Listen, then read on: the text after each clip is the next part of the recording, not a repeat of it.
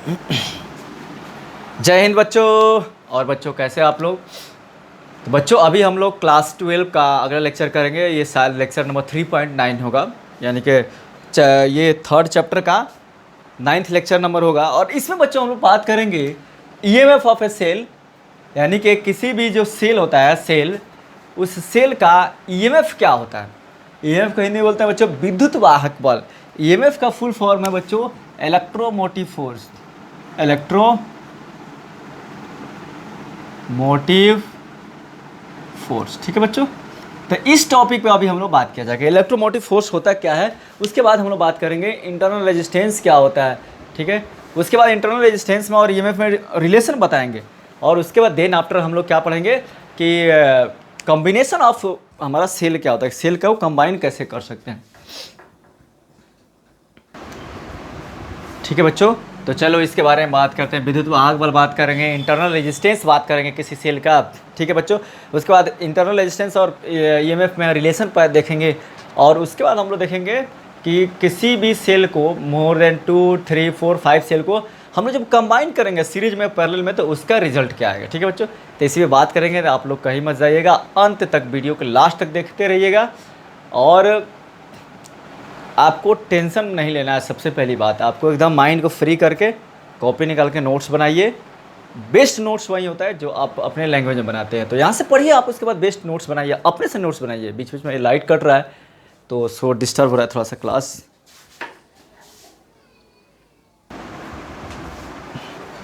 चलो बच्चों लाइट आ गया है तो अपने लेक्चर की आगे बढ़ाते हैं।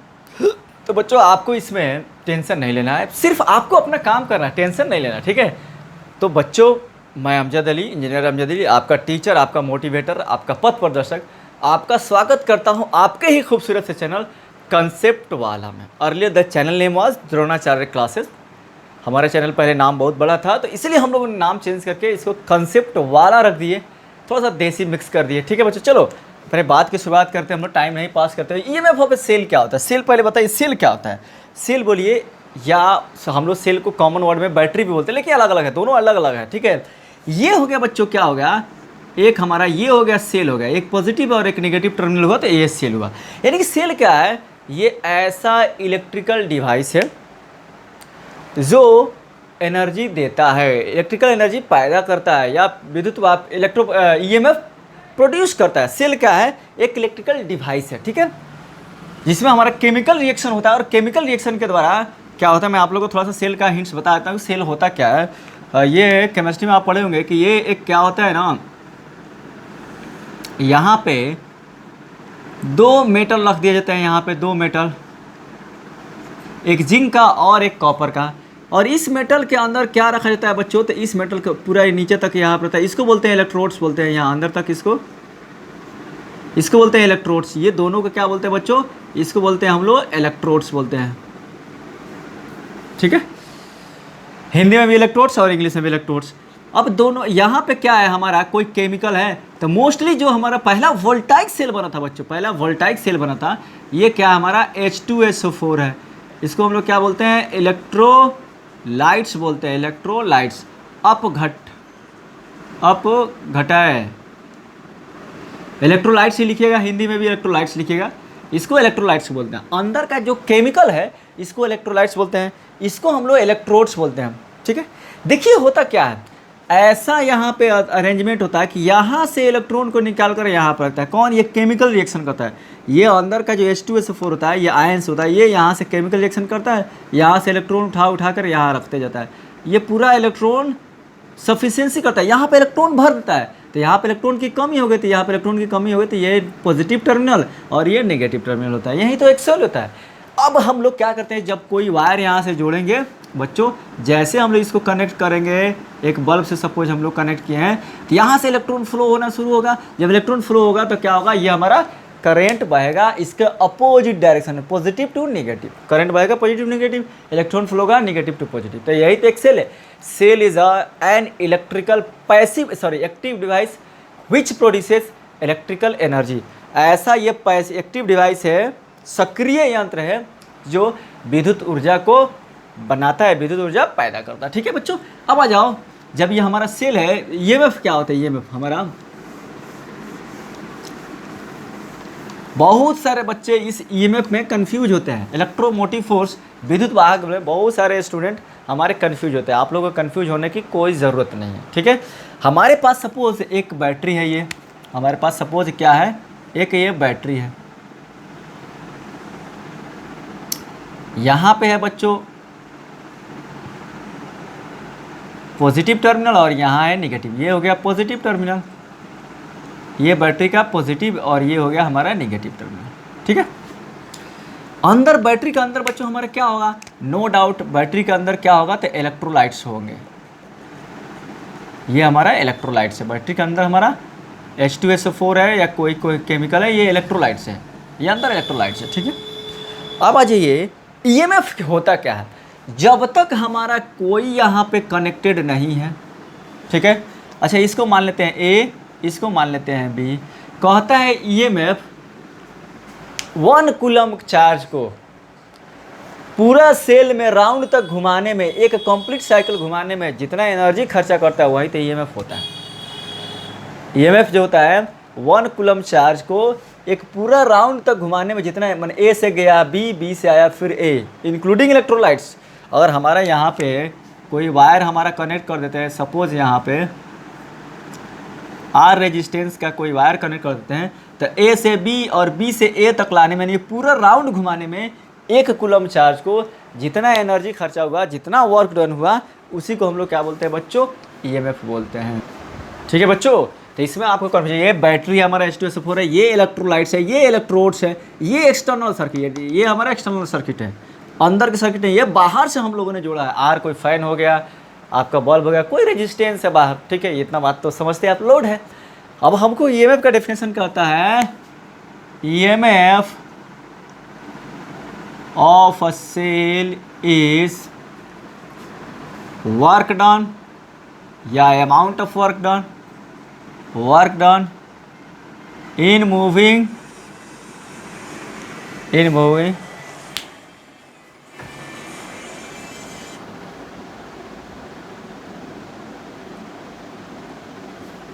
sorry सर, ठीक है बच्चों, work done in moving plus 1 coulomb charge in one round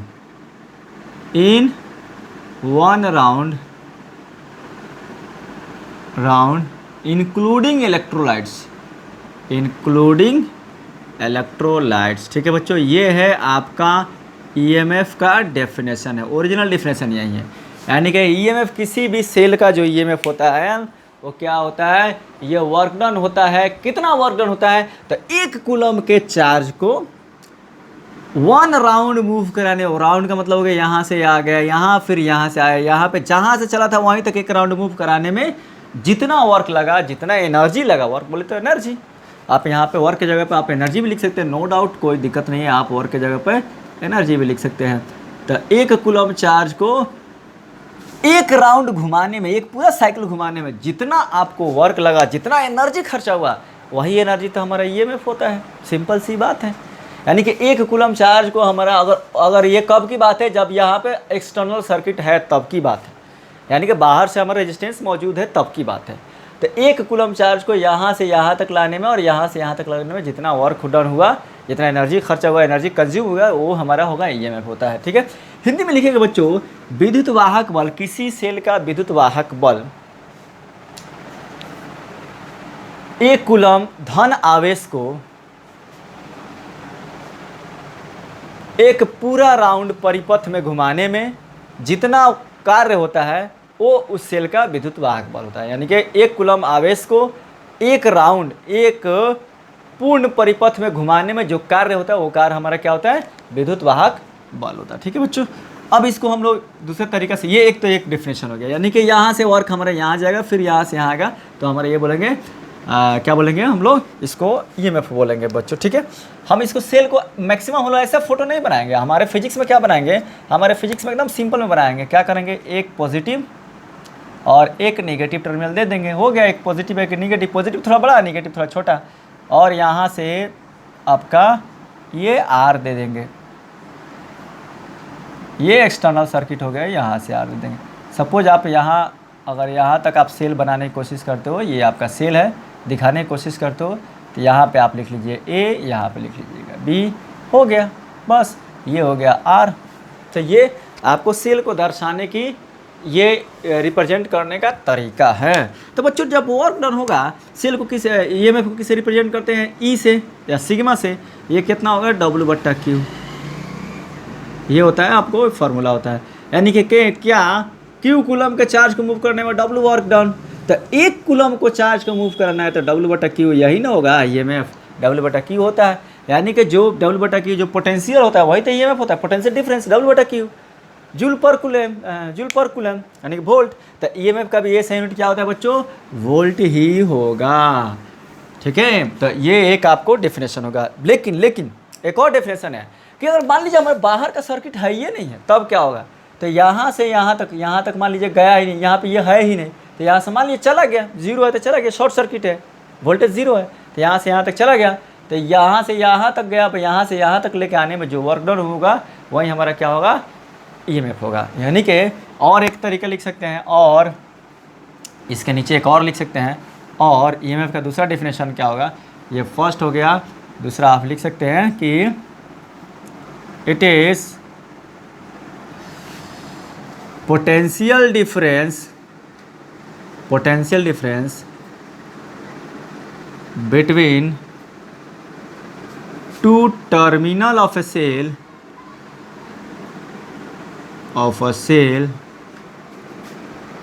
in open circuit.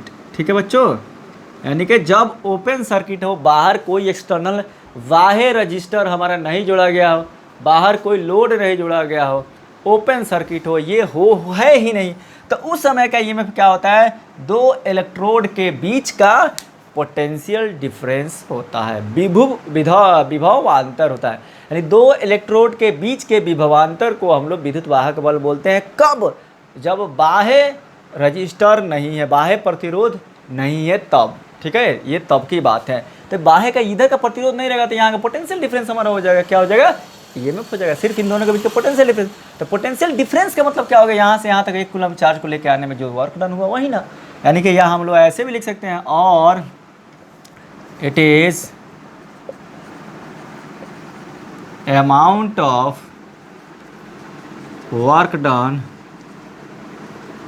in moving +1 coulomb charge from negative terminal to positive terminal. ठीक है बच्चों, यानी निगेटिव टर्मिनल से पॉजिटिव टर्मिनल तक ले जाने में, ऋण टर्मिनल से पॉजिटिव टर्मिनल तक ले जाने में जितना वर्क डन हुआ 1 कूलम चार्ज को यहाँ से यहाँ तक ले जाने में, कब, जब ये ओपन है तब, इन ओपन सर्किट, यहाँ पे लिखना पड़ेगा, इन ओपन सर्किट, जब ये सर्किट का शॉर्टकट है, जब ये ओपन है तो यहाँ से यहाँ तक ले जाने में जो वर्क डन हुआ, या यहाँ वर्क डन मतलब क्या होता है, पोटेंशियल डिफरेंस। तो यहाँ से यहाँ तक ले जाने में जो वर्क डन हुआ यानी कि पोटेंशियल डिफरेंस हुआ। मान लीजिए यहाँ का V1 लिखते हैं, यहाँ का V2 लिखते हैं, तो V2 माइनस V1 बराबर ये होगा हमारा ईएमएफ हो जाएगा, और क्या, और ये किसके बराबर हो गया, W/Q के बराबर हो गया। तो ये आपका 3 डेफिनेशन है। ठीक है, यानी कि यह 1 कूलम आवेश को निगेटिव ऋण टर्मिनल से धन टर्मिनल तक ले जाने में जो वर्क होगा उस वर्क को बोलते हैं हमारा ईएमएफ बोलते हैं। कंसेप्ट क्लियर हो गया। पहला कंसेप्ट का है ईएमएफ का, जब भी एक्सटर्नल सर्किट होगा तो ईएमएफ 1 कूलम के चार्ज को पूरा राउंड घुमाने में जितना वर्क होगा वो वर्क हमारा ईएमएफ होगा, पहला कंसेप्ट। ठीक है, जब एक्सटर्नल सर्किट होगा तब की बात होगी। जब एक्सटर्नल सर्किट नहीं होगा, ओपन सर्किट होगा, ये हमारा नहीं होगा आर, तब ईएमएफ क्या होगा बच्चों, तब का ईएमएफ होगा दोनों के बीच का potential difference. Potential difference means what, amount of work done in bringing +1 coulomb charge from negative to positive. ठीक है, तो ये हो गया आपका ईएमएफ का डेफिनेशन हो गया। ठीक है, तो जब भी हमारा, अच्छा एक बात देखिए, चलिए आगे वो आएगा बात, ये हो गया आपका ईएमएफ, आ गया समझ में, मिटा दें, चलो बच्चों मिटा देते हैं। अब आ जाओ, ईएमएफ के बाद हम लोग को पढ़ना है इंटरनल रेजिस्टेंस क्या होता है, व्हाट इज इंटरनल रेजिस्टेंस।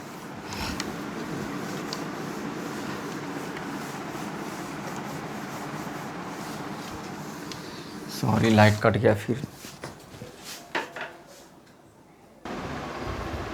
देखो बच्चों, इंटरनल रेजिस्टेंस होता है क्या?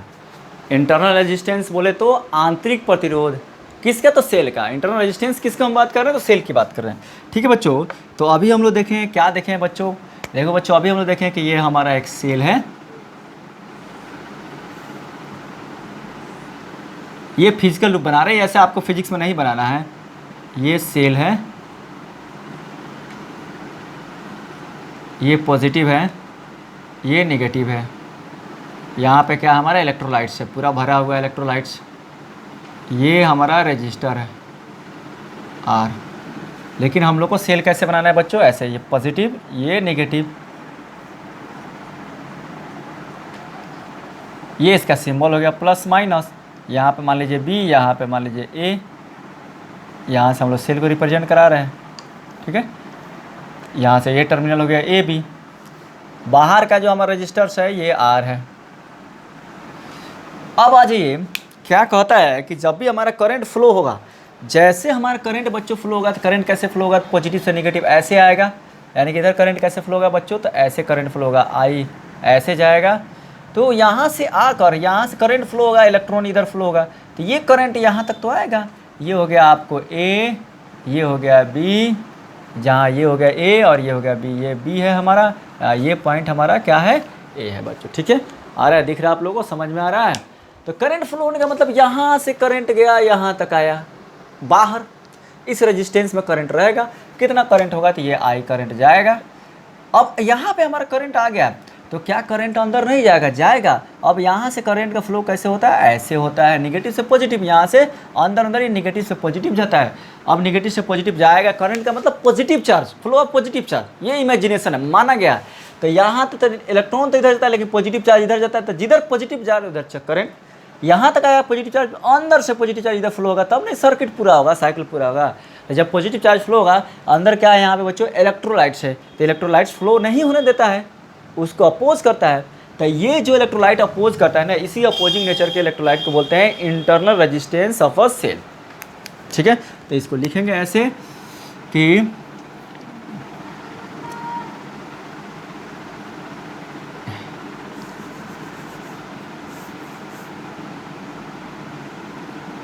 Current flow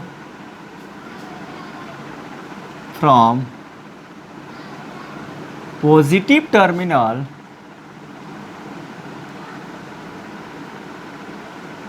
of a cell to its negative terminal। ठीक है बच्चों, करंट पॉजिटिव से नेगेटिव टर्मिनल होता है। एक्सटर्नली ठीक है, बाहर की ओर करंट कहाँ से बता है? पॉजिटिव से नेगेटिव की बता है। इसमें तो कोई दिक्कत नहीं है, कोई शंका नहीं है, नो कन्फ्यूजन। हिंदी में लिखेंगे बच्चों, विद्युत धारा धन टर्मिनल से ऋण टर्मिनल में बाह्य सर्किट में, बाह्य परिपथ में बहता है, एक्सटर्नली, बाहरी तरफ। ठीक है, but current flows from negative terminal to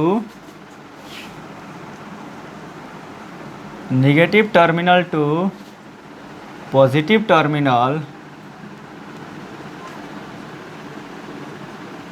inside a cell. ठीक है बच्चों, लेकिन सेल में करंट कैसे होता है? लेकिन विद्युत धारा नेगेटिव टर्मिनल से पॉजिटिव टर्मिनल बहता है सेल के अंदर से। सेल के अंदर से विद्युत धारा किधर बहता है? तो नेगेटिव से पॉजिटिव टर्मिनल की ओर बहता है। अब देखिए, जो करंट यहाँ से बहेगा, तो क्या करंट को अपोज करने वाला कोई है? हाँ, यहाँ पे आयन से इधर करंट को अपोज करने के वाला क्या है? मटेरियल है, रेजिस्टेंस है। तो इधर भी करंट को अपोज करेगा कौन? तो ये बैटरी के अंदर का आयन अपोज करेगा, यानी कि इलेक्ट्रोलाइट्स अपोज करेगा। ठीक है, विद्युत अपघटाय आपको अपोज करेगा। तो इसी अपोजिंग नेचर को बोलते हैं इंटरनल रेजिस्टेंस।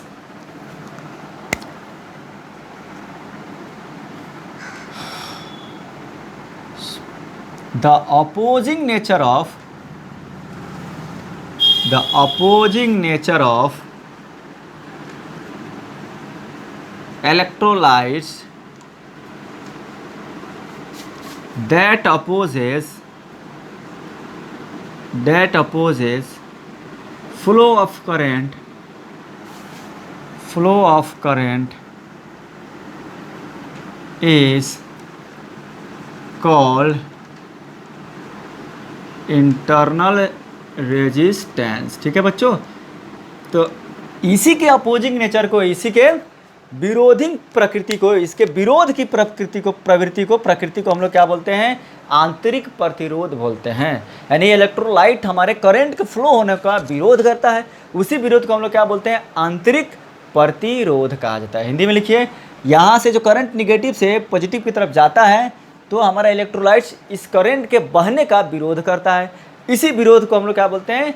इंटरनल रेजिस्टेंस, यानी कि आंतरिक प्रतिरोध, सेल का आंतरिक प्रतिरोध कहते हैं। ठीक है बच्चों, सेल का आंतरिक प्रतिरोध कहते हैं। अभी यहाँ पे अंदर जो जा रहा है, इसके अंदर जो रेजिस्टेंस पैदा होगा बच्चों, ये आर, यहाँ पे आंतरिक प्रतिरोध है, इधर अंदर आर, इसका आंतरिक प्रतिरोध है। यहाँ से सेल लीजिएगा ए से भी, तो यहाँ पे अंदर क्या पैदा होगा? तो इसके अंदर आर पैदा होगा, यानी इधर बने नहीं देता है, इसको बोलते हैं आंतरिक प्रतिरोध, इंटरनल रेजिस्टेंस। का कंसेप्ट समझ में आ गया? यानी कि ऐसा रेजिस्टेंस जो इलेक्ट्रोलाइट सफर करता है, सिंपल सी बात है, ऐसा रेजिस्टेंस जो इलेक्ट्रोलाइट सफर करता है, इलेक्ट्रोलाइट्स देता है, जो अपोज करता है फ्लो ऑफ करंट को, उसको बोलते हैं इंटरनल रेजिस्टेंस। अब देखिए इंटरनल रेजिस्टेंस क्या होता है? ये जितना दूरी रहेगा इंटरनल रेजिस्टेंस उतना बढ़ेगा, इलेक्ट्रोलाइट्स जितना कंसंट्रेट होगा उतना इंटरनल रेजिस्टेंस बढ़ेगा। किस पर डिपेंड करता है? डायरेक्टली प्रोपोर्शनल होता है डिस्टेंस बिटवीन इलेक्ट्रोड्स जितना दूरी पर रहेगा इंटरनल रेजिस्टेंस बढ़ेगा, आर बढ़ेगा। और कंसंट्रेशन जितना ज़्यादा रहेगा इंटरनल रेजिस्टेंस बढ़ेगा, टेम्परेचर जितना ज़्यादा रहेगा तभी भी इंटरनल रेजिस्टेंस आपका इंक्रीज करेगा। तो तीन चीज़ आप लोग लिख लीजिए, अपने से नोट कीजिए। Internal resistance of a cell directly proportional to the distance between the electrodes. ठीक है, internal resistance of the cell is directly proportional to the temperature of the cell, cell के टेम्परेचर से। Internal resistance of a cell is directly proportional to the concentration of the cell, cell के concentration of the electrolytes बच्चों। ठीक है, ठीक है बच्चों, आओ पढ़ते हैं relation between internal resistance, EMF end voltage. यानी कि आर में, ई में और वी में, तीनों में हम लोग रिलेशन पढ़ते हैं। ठीक है बच्चों, आपको पता है कि इंटरनल रेजिस्टेंस अब क्या होता है, अब आप जानते हैं कि ईएमएफ क्या होता है, ये भी जानते हैं कि हमारा इंटरनल रेजिस्टेंस क्या होता है, तो अंदर के रेजिस्टेंस को इंटरनल रेजिस्टेंस बोलते हैं। ये भी जानते हैं वोल्टेज क्या होगा, तो कोई भी वोल्टेज होगा, दो पॉइंट के बीच का वर्क डन होगा, उसको वोल्टेज बोलते हैं। ठीक है, चलें हिंदी में लिखिएगा, आंतरिक प्रतिरोध, विद्युत वाहक बल और विभव में संबंध। आंतरिक प्रतिरोध, विद्युत वाहक बल और विभव में संबंध। ठीक है बच्चों, चलो हम लोग बात करते हैं इस फिगर या ये फिगर, कोई दोनों फिगर एक ही है। हम लोग बात करते हैं ईएमएफ के बारे में। ईएमएफ हम लोग क्या पढ़ते हैं? EMF is the work done in moving 1 coulomb charge in 1 cycle. तो ईएमएफ की बात करते हैं तो ईएमएफ क्या होगा? यहाँ से यहाँ तक ले जाने, 1 कूलम्ब चार्ज को ले जाने में जितना वर्क डन हुआ एक पूरा साइकिल, उसको बोलेंगे ईएमएफ। तो हम जानते हैं कि सिग्मा बराबर क्या होता है? वर्क डन इन 1 साइकिल, यानी कि एक साइकिल में पूरा किया गया वर्क डन। बोल सकते हैं सिग्मा बराबर वर्क डन इन 1 साइकिल। तो ये क्या होगा? ये होगा ना, यही ना ईएमएफ होगा। ईएमएफ का डिफिनेशन क्या था? एक साइकिल में 1 कूलम्ब चार्ज को लिख लीजिए, इन मूविंग प्लस 1 कूलम्ब चार्ज, यानी कि 1 कूलम्ब चार्ज को एक साइकिल में मूव कराने में किया गया कार्य हमारा वो एक ईएमएफ होता है, ईएमएफ के बराबर होता है। तो ये एक साइकिल, मान लीजिए हम लोग यहाँ से ए से बात करते हैं, 1 कूलम्ब चार्ज, बी से बात करो तो बी से हम लोग पहले क्या ले गए? 1 कूलम्ब चार्ज को लेकर गए कहाँ से कहाँ तक? बी से लेकर गए ए, फिर ए से लेकर गए बी, तो हो जाएगा, यानी कि बराबर, ये बराबर हो गया work done in moving plus 1 coulomb charge from B to A. ठीक है, बी से ए कर लेकर आ गए, जितना वर्क डन ये हुआ, तो अभी यहाँ से यहाँ तक लेके आप यहाँ से यहाँ तक लेकर आएंगे एक साइकिल, प्लस वर्क डन, इधर आ जाए, in moving plus 1 coulomb charge from A to B. ठीक है बच्चों, आ गया, समझ में आ गया? देखिए दो पार्ट में बांट दिए, यानी कि यहाँ से लेकर चल रहे 1 कूलम्ब चार्ज लिए, यहाँ से यहाँ तक लेकर आए, फिर यहाँ से यहाँ तक ले गया, तो एक साइकिल में पूरा वर्क डन हो गया, 1 कूलम चार्ज हमारा मूव कर लिया। तो 1 कूलम चार्ज को मूव करना एक EMF के बराबर होता है। 2 पार्ट में बांट दिए, यहाँ का वर्क डन फिर यहाँ से यहाँ तक का वर्क डन। ठीक है, ठीक है ना। अब वर्क डन हम लोग जानते हैं क्या होता है, 1 कूलम चार्ज को एक पॉइंट से दूसरे पॉइंट पर लेके जाने का मतलब क्या होगा, पोटेंशियल डिफरेंस होता है बच्चों, पोटेंशियल डिफरेंस। ठीक है, तो इसके अंदर का पोटेंशियल डिफरेंस और यहाँ से यहाँ तक लेके आने में ये होता है इसके बाहर का पोटेंशियल डिफरेंस। यानी कि हम लोग लिखते हैं बच्चों यहाँ से क्या लिख सकते हैं, तो सिग्मा बराबर अंदर का पोटेंशियल डिफरेंस यहाँ के ले लिए V1 और यहाँ के ले लिए V2। ठीक है, तो अंदर हो गया V1 और ऊपर का बाहर का क्या हो गया V2, प्लस हो जाएगा ये पोटेंशियल डिफरेंस और यहाँ का ये वर्क डन और प्लस ये वर्क डन। तो ये पोटेंशियल डिफरेंस V1 और ये पोटेंशियल हो गया V2, जहाँ पे V2 किसके बराबर है, V2 बराबर यहाँ बाहर का करंट है, यहाँ पे करंट है और R है। जहाँ पे करंट रहेगा R होगा तो उसको क्या बोलेंगे, I इंटू R से नहीं लिख सकते हैं, तो इसको हम लोग मान लेते हैं V। ये लेट मान लीजिए V हो गया, V2 हमारा किसके बराबर हो गया, V के बराबर हो गया। और V1 किसके बराबर है बच्चों, V1 किसके बराबर है, अंदर करंट बहेगा तो अंदर भी आएगा, तो अंदर का V बराबर I into R, Ohm's law. I हो गया करंट और R हो गया अंदर का इंटरनल रेजिस्टेंस। ठीक है, कोई दिक्कत नहीं सर, कोई दिक्कत नहीं। हम लोग शुरू कहाँ से करेंगे बच्चों, EMF से शुरू करेंगे। बहुत ही बढ़िया कॉन्सेप्ट आपको दे दिया, साथ में बने रहिएगा, बहुत ही मज़ा आने वाला ये वीडियो, लास्ट तक बने रहिएगा। फिर इसके बाद हम लोग पढ़ेंगे कि सेल का सीरीज कॉम्बिनेशन क्या होगा, सेल का पैरेलल कॉम्बिनेशन, एकदम कॉन्सेप्ट एकदम टू द पॉइंट क्लियर करके चलिए, तभी आगे मज़ा आएगा। EMF मतलब एक राउंड में वर्क डन, तो यहाँ से यहाँ तक लेके आए वर्क डन प्लस यहाँ से यहाँ तक लेके आए वर्क डन, ये EMF है।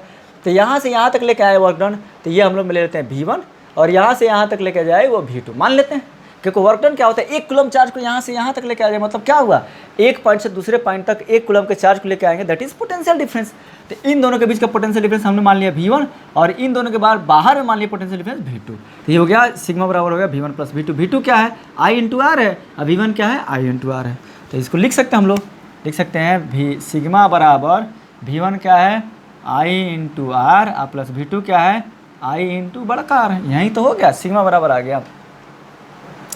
अब यहाँ से सपोज आपको क्या निकालना है, I निकालना है, हम ऐसे भी लिख सकते हैं सिग्मा बराबर IR प्लस IR क्या हो गया V।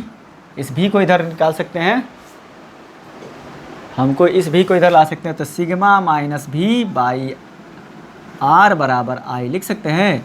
ये जो करंट आएगा तो ऐसे हम लोग करंट लिख सकते हैं। अगर इंटरनल रेजिस्टेंस दिया हो, EMF दिया हो, वोल्टेज दिया हो, इधर का मिटा दे। ठीक बच्चों, ये मिटा दे।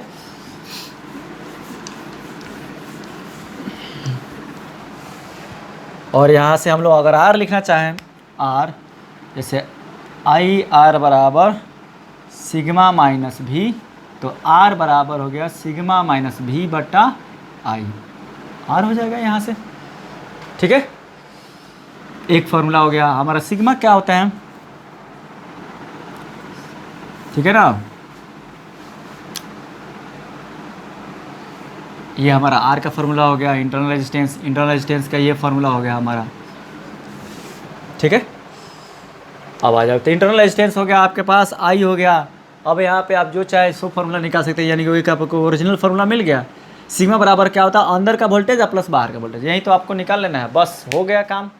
अब एक चीज़ देखिए, यहाँ पे हम लोग बात करते हैं, क्या बात करेंगे कि जब भी, यानी कि ये क्या होगा, इसको हम लिख सकते हैं V इक्वल टू, जहाँ पे क्या होगा, V इक्वल टू होगा हमारा क्या, I इंटू R। ठीक है, तो देखिए जब हमारा बाहर का करंट हमारा ओपन सर्किट होगा, या बाहर का यहाँ का हमारा ओपन सर्किट होगा, तब का बात क्या होगा बच्चों, तब हमारा क्या हो जाएगा, जब भी बाहर हमारा ओपन सर्किट हो गया। ठीक है, एक और चीज़ लिख सकते हैं, यहाँ पे V equal to I R है, तो हम लोग जानते हैं पहले से ओम्स लॉ क्या बोलता है, I इक्वल टू V बटा R लिख सकते हैं, I इक्वल टू V बटा R। अगर यहाँ पे लिखते हैं तो R equal to sigma minus V, और I की जगह पर क्या लिखेंगे V, और ये R चला जाएगा हमारा ऊपर, ये भी लिख सकते हैं आप, रिप्लेस करके आप जो चाहे लिख सकते हैं। ठीक है, अब अच्छा इसमें पढ़ते हैं स्पेशल केस। ये अपना रिलेशन हो गया, ये R का वैल्यू हो गया, ये IR का वैल्यू हो गया, इधर I का वैल्यू हो गया। ठीक है, आपको जैसा रिलेशन निकालना है वैसे निकाल लीजिए। अब आज ये पढ़ते हैं इसमें स्पेशल केस क्या होगा। ठीक है, स्पेशल केस पढ़ते हैं, या नोट देकर पढ़िए, नोट देकर लिख लीजिए। फर्स्ट नोट क्या होगा कि अगर मान लीजिए हमारा बाहर ओपन सर्किट है, फॉर ओपन सर्किट, यानी कि कोई भी रजिस्टर नहीं है, तो I बराबर 0 हो जाएगा कि नहीं, इधर करंट तो बहेगा ही नहीं, सिर्फ अंदर ही करंट बहेगा। तो यहाँ से चलते हैं हमारा क्या, यानी कि 0 इंटू आर बराबर सिग्मा माइनस भी, तो सिग्मा बराबर क्या हो जाएगा भी, यानी कि ईएमएफ किसके बराबर होगा, तो टर्मिनल पोटेंशियल के बराबर होगा। इसका बोलते हैं टर्मिनल पोटेंशियल, यानी कि जब भी ओपन सर्किट हमारा, whenever circuit is open, यानी कि there is no circuit is no resistor is connected externally, बाहर कोई भी रजिस्टर कनेक्टेड नहीं है, तो ईएमएफ किसके बराबर होता है, तो पोटेंशियल डिफरेंस के बराबर होता है, दो टर्मिनल के पोटेंशियल डिफरेंस के बराबर होता है। ये डेफिनेशन हम लोग पढ़े ही थे।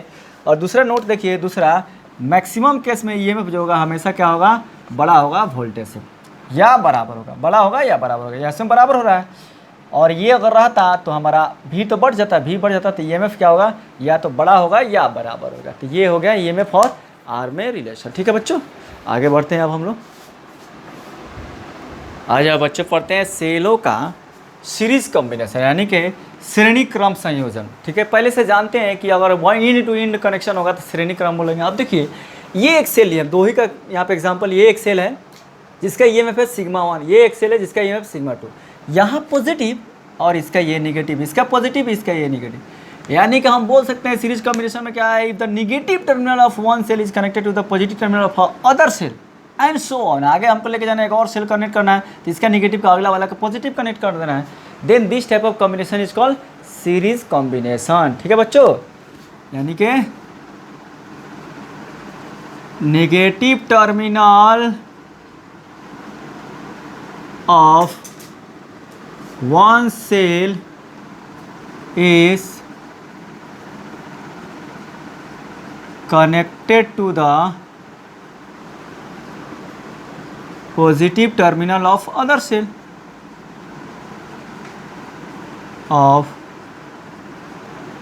cells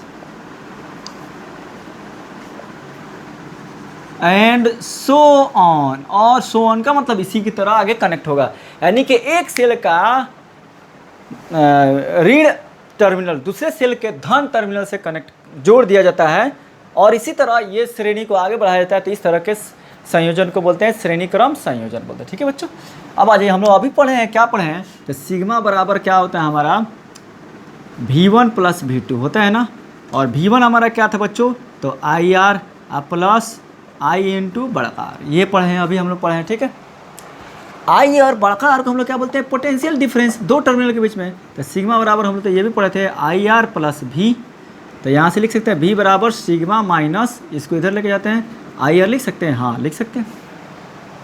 अब आ जाइए यहाँ पे, ये एक सेल है, यहाँ पर का एक सेल है, ये दोनों के बीच के ये टर्मिनल का भी, ये टर्मिनल हो गया A और B हमारा टर्मिनल है। ठीक से बढ़िया समझिएगा, ए भी बराबर सिग्मा माइनस IR, तो यहाँ पर का टर्मिनल है, ये टर्मिनल है VAB, तो ये टर्मिनल भी बराबर इसका सिग्मा 1 माइनस IR1 लिख सकते हैं। सीरीज कॉम्बिनेशन है तो करंट एक ही रहेगा, तो यहाँ से लिख सकते हैं VAB बराबर क्या, सिग्मा 1, इसके बीच क्या, VAB बराबर सिग्मा 1 माइनस IR1 लिख सकते हैं। ठीक है, और B से C, VBC बराबर सिग्मा 2 माइनस IR2, और VAB हमारा क्या होगा, VAB हम लोग पहले से जानते हैं VA माइनस VB, और ये क्या होगा बच्चों, किसके बराबर होगा, VBC VB माइनस VC, ये तो पहले से जानते हो, पोटेंशियल डिफरेंस B से C तक जाना है तो हमारा ए से VA माइनस VB और VC minus VB minus VC जाना है। ठीक है, C से B तक जाना है, सॉरी B से A तक जाना है, B से A तक पॉजिटिव टर्मिनल +1 कूलम के चार्ज को लेकर जाना है। ठीक है, अब आ जाओ कि हम लोग क्या करते हैं, अब हमको क्या निकालना है, अब तो दोनों को कंबाइन कर दिए, तो बच्चों हम लोगों ने पोटेंशियल डिफरेंस निकाल दिया VAB, यानी कि ये टर्मिनल का, ये AB टर्मिनल का क्रॉस पोटेंशियल डिफरेंस, और VBC निकाल दिया, किसका, इसका पोटेंशियल डिफरेंस निकाल दिया, यानी कि यहाँ का पोटेंशियल डिफरेंस और यहाँ का पोटेंशियल डिफरेंस निकाल लिया हम लोगों ने। ठीक है, यानी कि पहला जो सेल है उसका पोटेंशियल डिफरेंस हमने VAB माना, सिग्मा 1 क्या, अब यहाँ से कंफ्यूज मत होइएगा, क्योंकि हमारा क्या था, सिग्मा क्या है, V1 प्लस V2, यानी कि V1 क्या था बच्चों, IR प्लस ये क्या है I इंटू R, तो ये क्या है, IR को IR रहने देंगे, ये क्या होगा V, ये ना सिग्मा था, तो भी हमारा क्या है, potential difference across two terminal. तो टू टर्मिनल हम लोग लिख सकते हैं भी यानी कि सिग्मा माइनस आई आर। तो यहाँ के हिसाब से निकाले भी ए बी बराबर सिग्मा वन, इसका यहाँ पे E M F sigma one और माइनस आई, सीरीज है तो करंट तो दोनों में सेम होगा, यहाँ भी आई होगा यहाँ भी करंट आई ही होगा, तो minus I into R one. इसका सिग्मा टू भी B C sigma two minus I into R two. तो हम वी ए बी को क्या V A minus V B या वी बी सी को क्या V B minus V C लिख सकते हैं। ठीक है बच्चों, इसमें तो कोई डाउट नहीं। यहाँ का पोटेंशियल डिफरेंस निकाल दिए और यहाँ का पोटेंशियल डिफरेंस निकाल दिए। अगर मैं चाहूँ कहाँ का पोटेंशियल डिफरेंस निकालने के लिए, अगर मैं चाहूँ, अच्छा आज ये सबसे पहले इक्विवेलेंट का मतलब क्या होगा, combination cells in the series, मतलब दोनों सेल के बदले में हमको कोई ऐसा सेल मिल जाए जो दोनों का वर्क करे। दोनों सेल के बदले में एक ऐसा सेल मिल जाए जो दोनों का वर्क करे, तो दोनों का पोटेंशियल डिफरेंस इसके पोटेंशियल डिफरेंस सॉरी दोनों का ईएमएफ इस अकेले के ईएमएफ के बराबर होगा। दोनों का कंबाइंड ईएमएफ अकेले के ईएमएफ के बराबर होगा और दोनों का इंटरनल रेजिस्टेंस इस अकेले ईएमएफ आर इक्विवेलेंट के बराबर होगा। यानी कि दोनों का रजिस्टर का सम यहाँ पे और दोनों का ईएमएफ का कॉम्बिनेशन यहाँ पे वो कैसा भी कॉम्बिनेशन आएगा। यानी हमको 2 3 4 5 सेल के बदले में एक ऐसा सेल चाहिए जो सभी सेलों का काम अकेले कर सके, इसको बोलते हैं इक्विवेलेंट। तो हम लोग यहाँ पे लिख सकते हैं भी बी सी हो गया। अब आज भी ए से सी पूरा कंबाइन लेते हैं, भी ए से सी को हम लोग क्या लिख सकते हैं बच्चों, वी ए माइनस भी सी। ठीक है, अपने से क्या करते हैं, इसमें बी ऐड करते हैं और वी ए माइनस भी सी प्लस भी बी ऐड करते हैं माइनस भी बी माइनस करते हैं। ठीक है, अरेंज करने के लिए अब हम लोग लिख सकते हैं, यहाँ से अरेंज कर देते हैं। यहाँ से क्या लिख सकते हैं बच्चों, we A minus V B और प्लस भी बी माइनस भी सी लिख सकते हैं।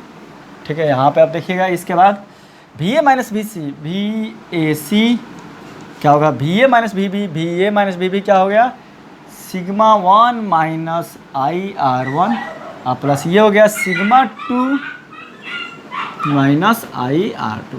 ठीक है, दिख रहा है ना, sigma two minus I R. थोड़ा सा इसको इधर लिखते हैं हम लोग, क्या वी ए सी बराबर V A minus B B sigma one minus I R one plus sigma two minus I R two. तो ये क्या हो गया, sigma one plus sigma two हो गया, ऐड कर दिए तो माइनस कॉमन किए, आई कॉमन किए तो ये क्या हो गया, R one plus R two हो गया। ठीक है बच्चों, ये क्या हो गया, वी ए सी हो गया। यानी कि अब हमारा ये ए था, ये हो गया सी। अब हमारा जो इक्विवेलेंट रेजिस्टेंस आया उसका वी ए सी आ रहा है, जो पोटेंशियल डिफरेंस आ रहा है V A C, that is sigma equivalent, ये सिग्मा इक्विवेलेंट के बराबर minus I into R equivalent के बराबर आ जाएगा। ठीक है, इसका कंबाइन मैंने सिंगल वाले का हमारा वी ए सी क्या होगा, सिग्मा इक्विवेलेंट। ठीक है, यहाँ पे सिग्मा इक्विवेलेंट आएगा और माइनस आई इक्विवेलेंट, क्योंकि हमारा भी बराबर सिग्मा माइनस आई होता है। तो अब सिग्मा इक्विवेलेंट किसके बराबर हो गया बच्चों, sigma one plus sigma to, और आर इक्विवेलेंट किसके बराबर हो गया, आर इक्विवेलेंट किसके बराबर होगा, तो R one plus R two. तो सीरीज में तो हम लोग आर जानते हैं, यानी कि मिला जुला के जो हमारा डेरिवेशन आया वो क्या कहता है कि दो सेल्स अगर सीरीज में है तो दोनों सेल का हम लोग ईएमएफ को ऐड करेंगे तो उसका इक्विवेलेंट सेल आ जाएगा। यानी कि 2 ओम हो, ये 2 वोल्ट हो, ये 2 वोल्ट हो, तो इसका इक्विवेलेंट कितना होगा, 4 2 2 2 3 हो, 3 को वोल्ट हो, 3 को सेल है, उसको ऐड करेंगे हम सीरीज में देंगे तो उसका हमारा क्या आएगा, इक्विवेलेंट क्या आएगा, 6 वोल्ट आएगा। ठीक है, सिंपली ऐड कर देना है बच्चों। ठीक है, अब आ जाओ पैरेलल में, सेल्स इन पैरेलल अब पढ़ते हैं।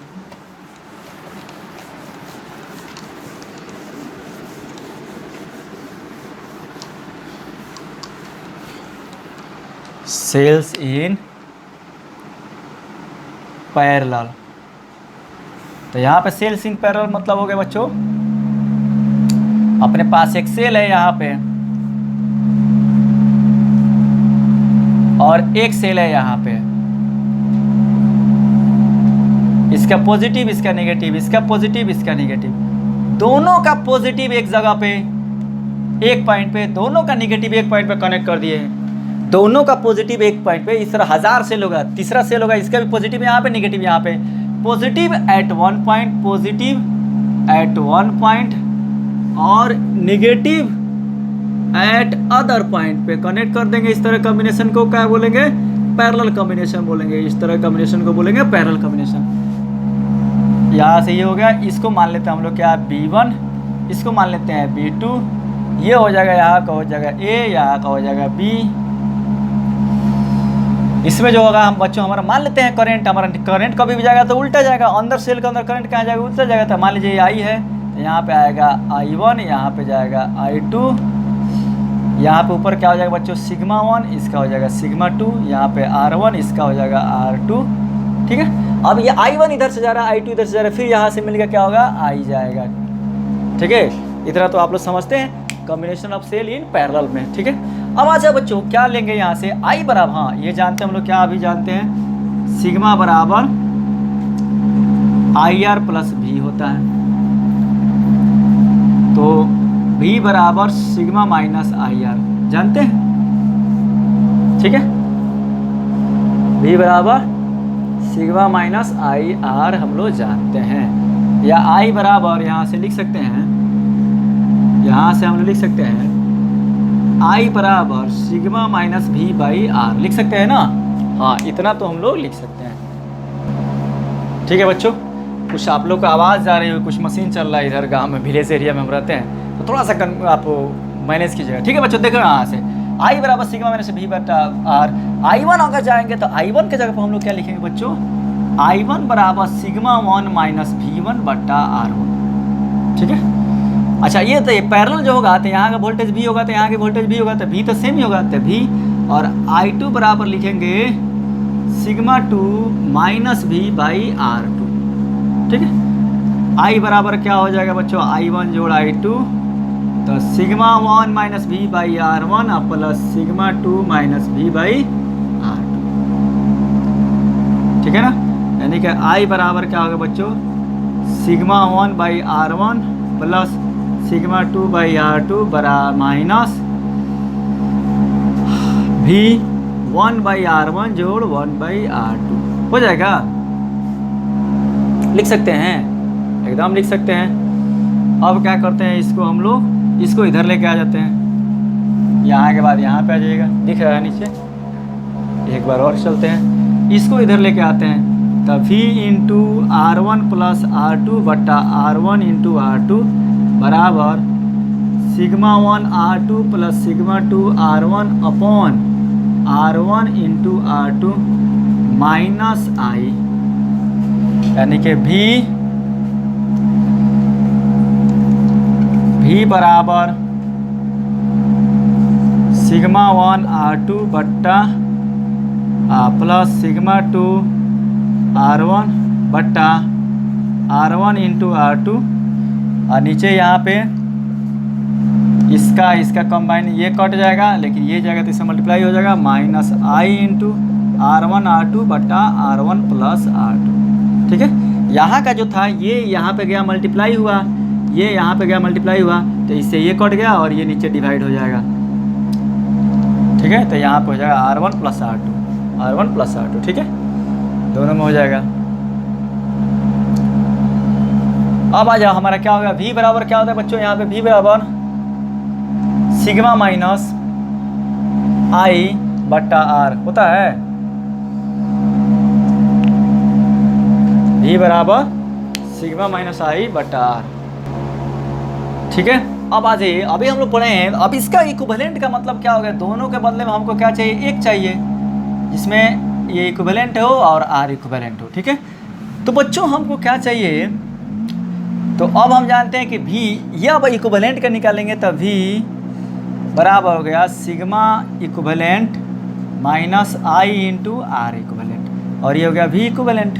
ठीक है, तो अब हम यहाँ से लिख सकते हैं बच्चों, क्या लिख सकते हैं, सीरीज पैरेलल में, तो पैरेलल के लिए हमारा क्या हो जाएगा, कॉम्बिनेशन पैरेलल के लिए हो जाएगा हमारा, यानी कि सिग्मा इक्विवेलेंट बच्चों, इसका क्या है derivation, sigma 1 R2 plus sigma 2 R1 बट्टा R1 प्लस R2, और R इक्विवेलेंट आप पैरेलल जानते हैं, R1 इंटू R2 बट्टा R1 प्लस R2,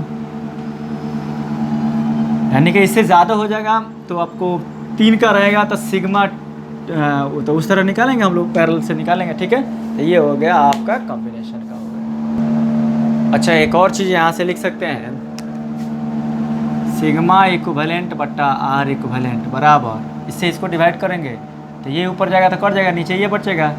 तो सिग्मा 1 R1 बट्टा R1 into R2 plus sigma 2 R2, sigma 1 R2, sigma 2 R1 बट्टा R1 इंटू R2, R1 गया, R2 गया, ये क्या हो गया सिग्मा 1 बट्टा R1 प्लस सिग्मा 2 बट्टा R2। तो इस तरह एन के लिए निकाल देंगे तो सिग्मा इक्विवेलेंट बट्टा आर इक्विवेलेंट बराबर हो जाएगा सिग्मा 1 बट्टा R1 प्लस सिग्मा 2 बट्टा R2 प्लस सिग्मा 3 बट्टा R3 प्लस प्लस जाते जाते सिग्मा एन बट्टा Rn हो जाएगा। तो ये हो गया अपना डेरिवेशन हो गया बच्चों, ठीक है, समझ में आया? ठीक है बच्चों, तो अब रहने देते हैं, यहीं तक अपना क्लास कंप्लीट होता है। इसके बाद हम लोग आगे क्लास करेंगे, इससे कुछ न्यूमेरिकल्स करेंगे।